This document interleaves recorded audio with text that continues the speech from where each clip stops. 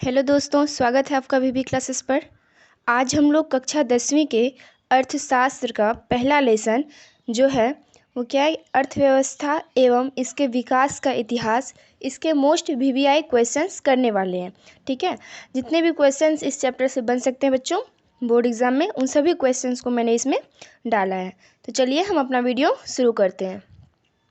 Video शुरू करने से पहले बच्चों ये वीडियो जो है आप अपने दोस्तों के साथ भी शेयर कर लें।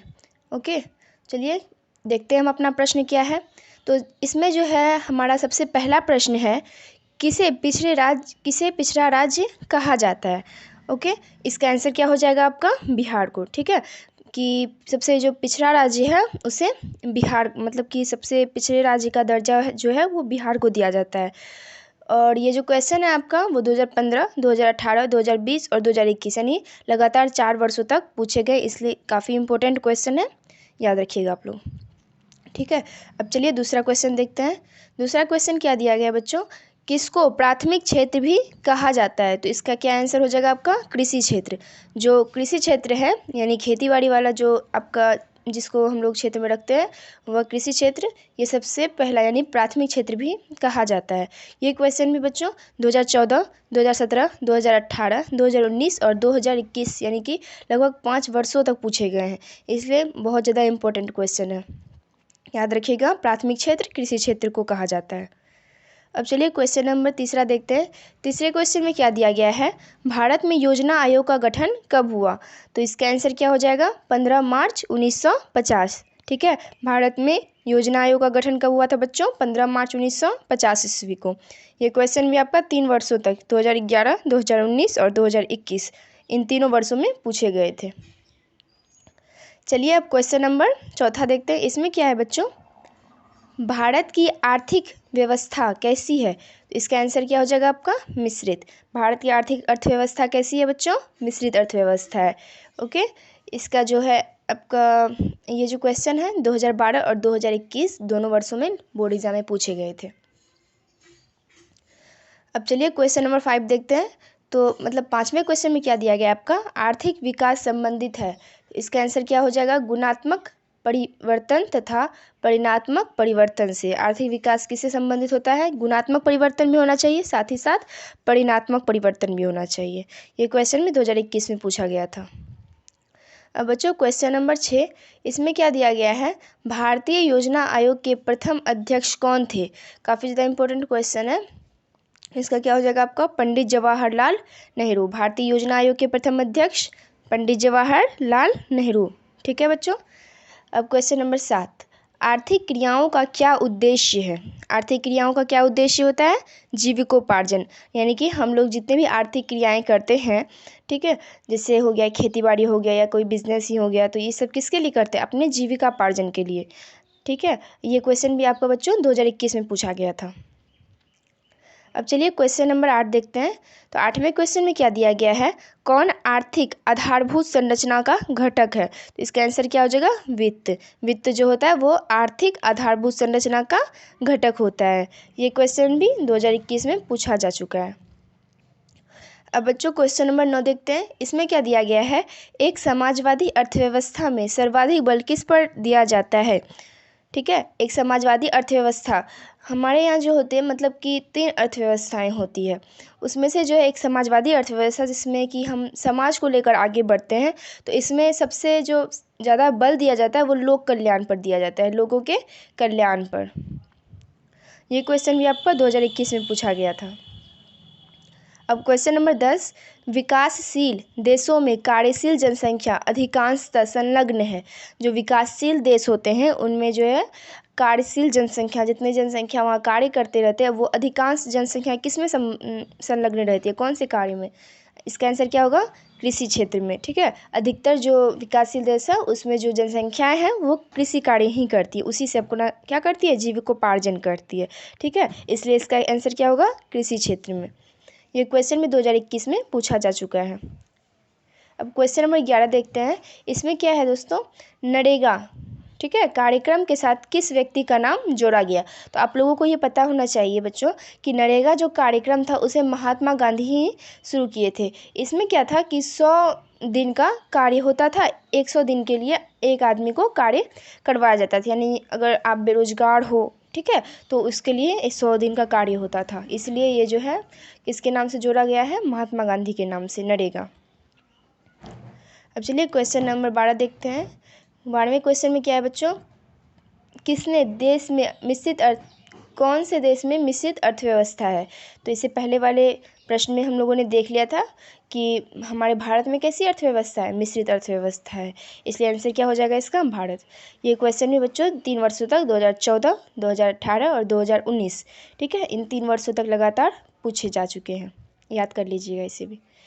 अब चलिए क्वेश्चन नंबर 13 देखते हैं। तो 13वें क्वेश्चन में क्या है, जवाहर रोजगार योजना कब लागू हुई। तो इसका आंसर क्या हो जाएगा आपका, जवाहर रोजगार योजना कब लागू हुई थी, 1989 ईस्वी में, ठीक है, 1989 ईस्वी में, 1989 में लागू हो गई थी क्या चीज़, जवाहर रोजगार योजना लागू हो गई थी। और ये क्वेश्चन बच्चों आपका 2019 में पूछा गया था। अब चलिए क्वेश्चन नंबर 14 देखते हैं। तो इसमें क्या दिया गया है बच्चों, योजना आयोग को भंग कर कौन सा आयोग बनाया गया, ठीक है, तो योजना आयोग को भंग कर जो है नीति आयोग बनाया गया था।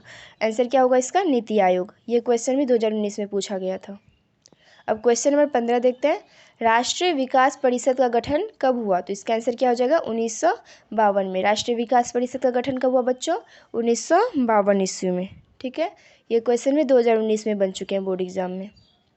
अब क्वेश्चन नंबर 16, नोबेल पुरस्कार से सम्मानित बांग्लादेश अर्थशास्त्री कौन है। तो इसका क्या आंसर होगा, प्रोमो यूनुस, ठीक है। नोबेल पुरस्कार से जो सम्मानित बांग्लादेशी अर्थशास्त्री थे उसका नाम क्या था बच्चों, प्रोमो यूनुस। ये जो क्वेश्चन है ये भी 2019 में पूछा गया है बच्चों। अगर आपको हमारा ये चैनल पसंद आ रहा है, हमारे वीडियो पसंद आ रहे हैं, तो इसे लाइक कर दीजिएगा, सब्सक्राइब भी कर दीजिएगा, और अपने दोस्तों, जितने भी दोस्त हैं आपके, उन सबको शेयर भी कीजिएगा, ठीक है।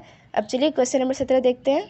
17वें क्वेश्चन में क्या है, किसने कहा बिहार के विकास के बिना भारत का विकास संभव नहीं है। तो ऐसा किसने कहा था, डॉक्टर APJ अब्दुल कलाम जी ने, ठीक है, कि किसका, बिहार का जब तक विकास नहीं होगा तब तक भारत का विकास संभव नहीं हो सकता। क्यों, क्योंकि बिहार तो भारत का एक बहुत बड़े क्षेत्रफल वाला राज्य है। जब तक इस राज्य का विकास नहीं होगा तो पूरे भारत का विकास कैसे हो सकता है, नहीं हो सकता। तो यही चीज़ किसने कही थी, डॉक्टर APJ अब्दुल कलाम ने। ये क्वेश्चन भी 2019 में बन चुके हैं बोर्ड एग्जाम में। अब चलिए क्वेश्चन नंबर 18 देखते हैं।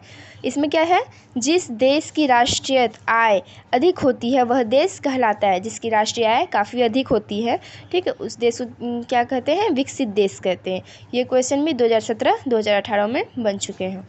अब क्वेश्चन नंबर 19 क्या है बच्चों, भारत में नीति आयोग की स्थापना कब हुई।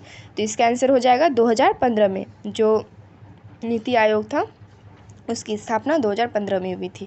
ये क्वेश्चन भी है जो 2016 और 2018 में जो है आपका बन चुका है बोर्ड एग्जाम में।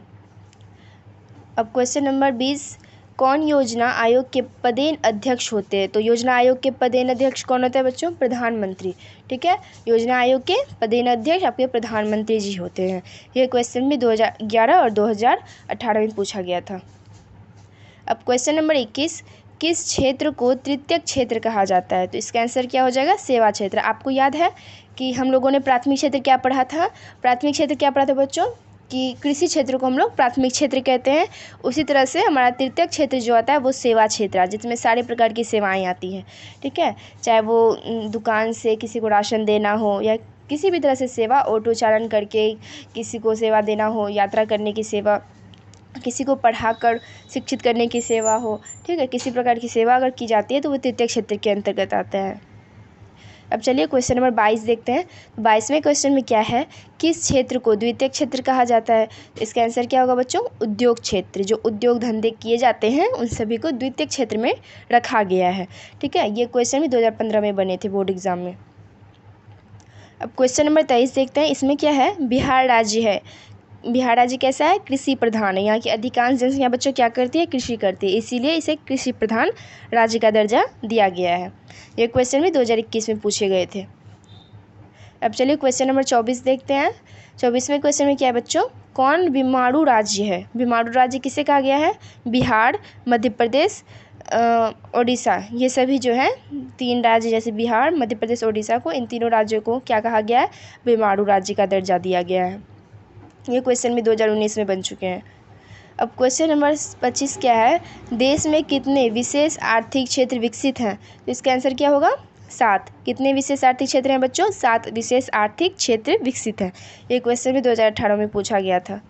अब क्वेश्चन नंबर 26, भारत में सेवा क्षेत्र को सामान्यतः कितने भागों में बांटा गया है? तो इसका आंसर क्या हो जाएगा? 2 भागों में। सेवा क्षेत्र को बच्चों कितने भागों में बांटा गया था? 2 भागों में। ये क्वेश्चन 2012 में पूछा गया था। अब क्वेश्चन नंबर 27, ब्रेटलैंड आयोग संबंधित है, किससे संबंधित है? सतत विकास से। ठीक है, ये क्वेश्चन भी 2022 में पूछा गया था। अब क्वेश्चन नंबर 28, प्रथम राष्ट्रीय मानव विकास रिपोर्ट किस प्रधानमंत्री के कार्यकाल में जारी हुआ? तो प्रथम राष्ट्रीय मानव विकास रिपोर्ट अटल बिहारी वाजपेयी के काल में जारी हुआ था, जो उस समय प्रधानमंत्री थे। ठीक है, ये क्वेश्चन भी 2022 में पूछा गया था। अब क्वेश्चन नंबर 29, किस कमेटी या आयोग ने सतत पोषणीय विकास की अवधारणा विकसित की? तो इसका आंसर क्या होगा? ब्रूटलैंड आयोग। ठीक है, कौन सा आयोग था सतत पोषणीय विकास की अवधारणा को विकसित करने के लिए? ब्रूटलैंड आयोग। ठीक है, ब्रूटलैंड आयोग था। ये क्वेश्चन भी 2023 में पूछा गया था। अब 30वां क्वेश्चन क्या है बच्चों, मनरेगा कार्यक्रम की शुरुआत किस राज्य से हुई? तो इसका आंसर क्या हो जाएगा? आंध्र प्रदेश। ठीक है, वो जो नरेगा कार्यक्रम था उससे जब मोहनदास करमचंद गांधी जी के नाम से जोड़ा गया तो वो मनरेगा कार्यक्रम हो गया। ओके, ये क्वेश्चन भी आपका जो है 2023 में पूछा जा चुका है। और इसकी शुरुआत किस राज्य से हुई थी? तो आंध्र प्रदेश से हुई थी। अब क्वेश्चन नंबर 31 क्या है बच्चों, poverty and un British rule in Indian नामक पुस्तक किसने लिखी? तो इसका आंसर हो जाएगा दादा भाई नौरोजी ने। ठीक है, poverty and un British rule, ये क्वेश्चन जो है आपका 2023 में पूछा गया था। अब क्वेश्चन नंबर 32 क्या है, राष्ट्रीय आय का अर्थ है।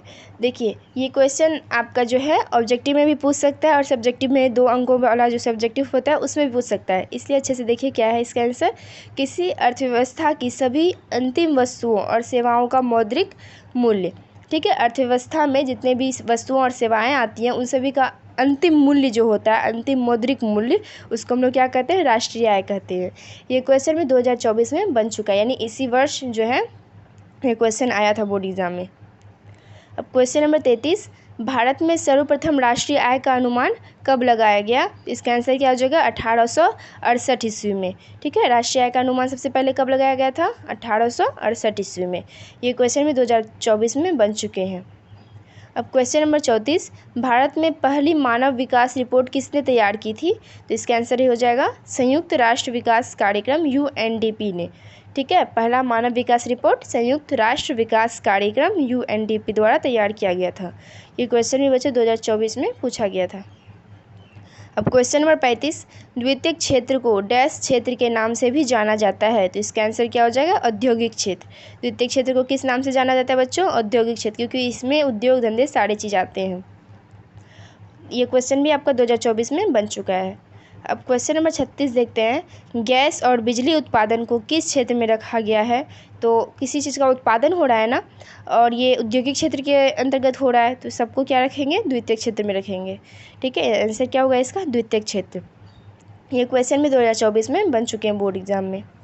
अब क्वेश्चन नंबर 37, आर्थिक विकास की जिस प्रक्रिया से समाज के सभी वर्गों का जीवन स्तर ऊंचा होता है कहलाता है। तो इसका आंसर क्या हो जाएगा? समावेशी विकास। बच्चों सिर्फ ये क्वेश्चन आपको ऑब्जेक्टिव में नहीं पूछेंगे, सब्जेक्टिव भी पूछेंगे कि समावेशी विकास किसे कहा जाता है। तो आप लोगों को याद रखना पड़ेगा, आर्थिक विकास की जिस प्रक्रिया से समाज के सभी वर्गों का जीवन स्तर ऊँचा उठता है उसे हम लोग क्या कहते हैं? समावेशी विकास कहते हैं। ठीक है, इससे सब्जेक्टिव और ऑब्जेक्टिव दोनों की तैयारी हो गई आपकी, और ये क्वेश्चन जो है 2024 में पूछा गया था।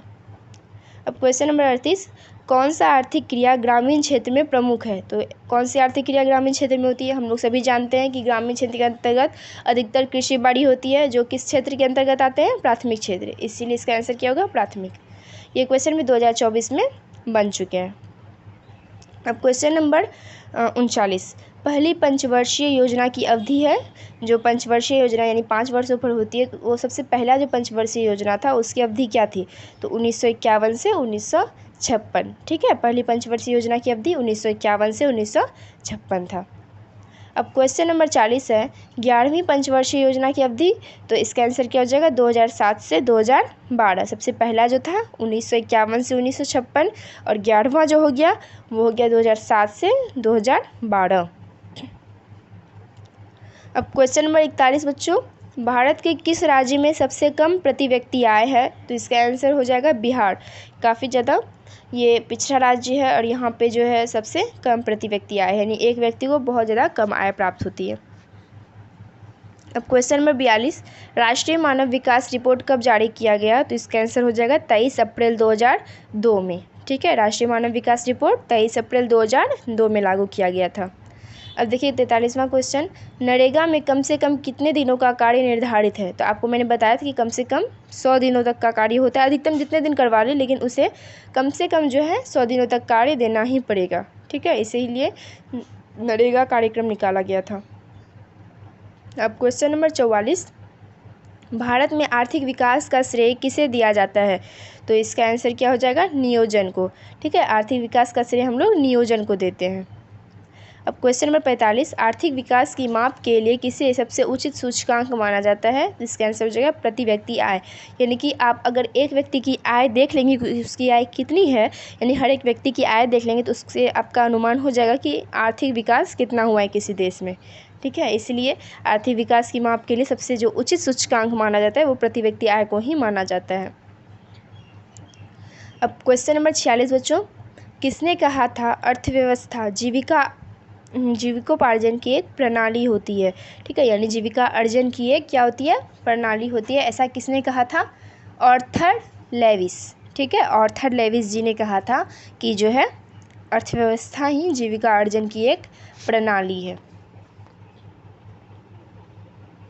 क्वेश्चन नंबर 47 देखते हैं। तो 47 से क्वेश्चन में क्या दिया गया है, आर्थिक क्रियाओं को कितने भागों में बांटा गया है? आप लोग जानते हैं ना, 3 भागों में बांटा गया था, प्राथमिक क्षेत्र, द्वितीयक क्षेत्र और तृतीयक क्षेत्र में। इसलिए आर्थिक क्रियाएं कितने भागों में बटेंगी? 3 भागों में। ठीक है, इसलिए आंसर क्या हो जाएगा 3। कितने भागों में बांटा गया है? तो 3 भागों में। अब क्वेश्चन नंबर 48, अर्थव्यवस्था कितने प्रकार की होती है? तो इसका आंसर क्या हो जाएगा 3 प्रकार की। अब क्वेश्चन नंबर 49, अर्थव्यवस्था के किस क्षेत्र से हरित क्रांति संबंधित है? आप लोग जानते हैं हरित क्रांति क्या होती है? हरित क्रांति खाद्यान्न उत्पादन से संबंधित होती है। खाद्यान्न मतलब खाने वाला अन्न जो होता है, जैसे गेहूँ, चावल, जौ, मक्का, ये सारे जो हैं अन्न वो हरित क्रांति में संबंधित होते हैं। तो इन सभी को किस में रखा जाएगा? प्राथमिक क्षेत्र में। ठीक है, क्योंकि खेती तो प्राथमिक क्षेत्र में होती है, इसीलिए इसका आंसर क्या हो जाएगा प्राथमिक क्षेत्र। अर्थव्यवस्था की किस क्षेत्र से हरित क्रांति संबंधित है? तो प्राथमिक क्षेत्र से संबंधित है। ये क्वेश्चन भी 2021 में पूछा गया था। अब क्वेश्चन नंबर 50, गरीबी कैंसर रोग की तरह है किसने कहा था? इसका आंसर क्या हो जाएगा आपका कुजनेट। बच्चों मैंने इसमें टोटल 50 क्वेश्चन यानी 50 क्वेश्चन करवा दिए हैं। ऐसा नहीं है कि जो क्वेश्चन बोर्ड एग्जाम में पूछे गए हैं अगले वर्ष भी वही क्वेश्चन पूछे जाएंगे। ठीक है, जो नहीं पूछे गए उससे भी क्वेश्चन आ सकते हैं, इसलिए सारे क्वेश्चन को आपको ध्यान से देखना है, 1 से 2 बार पढ़ना है, ताकि एक तो आपका बोर्ड एग्ज़ाम का तैयारी हो ही, साथ ही कॉम्पिटिटिव एग्ज़ाम जितने होते हैं उन सभी में आपका यहीं से क्वेश्चन 9th-10th लेवल से ही क्वेश्चन पूछे जाते हैं। इसलिए आपका जो है इस वीडियो की सहायता से आपका बोर्ड एग्ज़ाम की तो तैयारी होगी ही, साथ ही साथ जो कॉम्पिटिटिव एग्ज़ाम होंगे आगे उन सभी की तैयारी भी होती जाएगी।